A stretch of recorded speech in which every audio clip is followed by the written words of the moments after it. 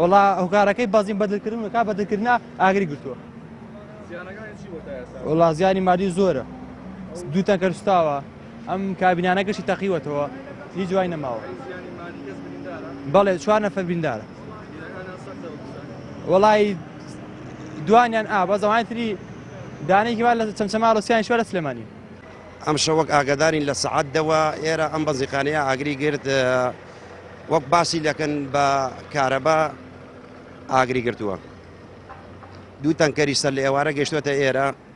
3 نەفەریش بریندار و دانێکیان لە چەمچەماڵ و دوانیشان لە تەوارەکەی سلێمانیە بەنزیخانەکە کامل سوتاوە ئەوەنەی کە ئێمە ئاگادارین و لێرە بینیمانە بانەوە چۆ بیکە بانتر